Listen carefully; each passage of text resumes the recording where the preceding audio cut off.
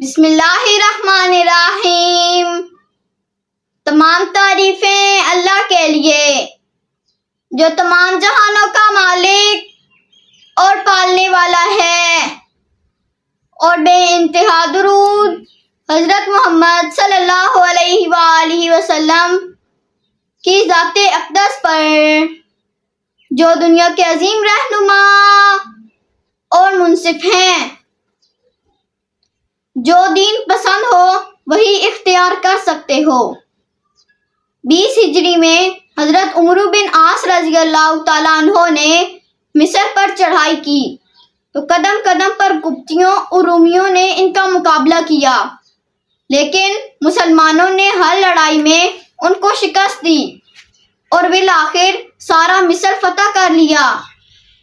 ان لڑائیوں میں بے شمار رومیوں اور قبطیوں کو مسلمانوں نے گرفتار کر لیا تھا۔ حضرت عمرو بن عاص رضی اللہ تعالیٰ عنہ نے امیر المؤمنین حضرت عمر رضی اللہ تعالیٰ عنہ کو لکھا کہ ان قیدیوں کے ساتھ کیا سلوک کیا جائے۔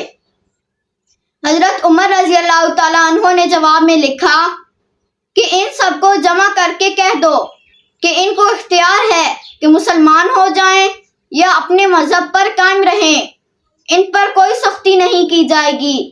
اگر اسلام قبول کر لیں تو ان کو وہ تمام حقوق حاصل ہوں گے جو مسلمانوں کو حاصل ہیں۔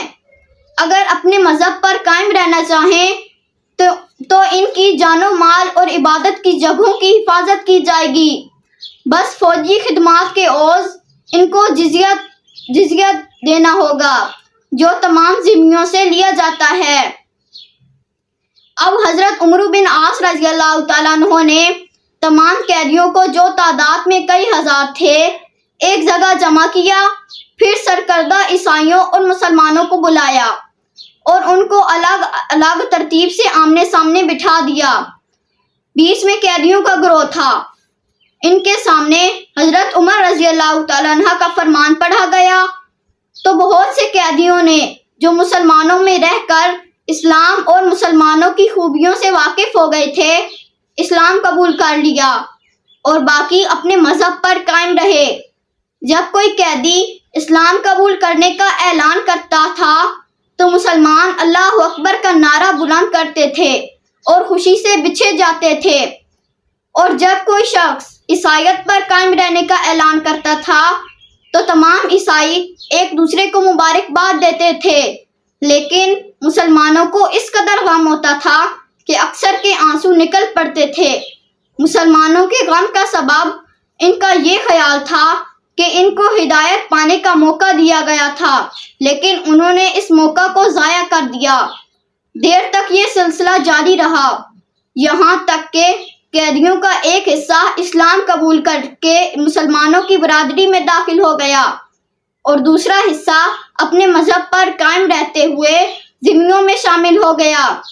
اس سے ظاہر ہوتا ہے کہ بعض لوگوں کا یہ خیال بالکل غلط ہے کہ اسلام تلوار کے زور سے پھیلایا، کبھی کسی کو زبردستی مسلمان بنایا گیا۔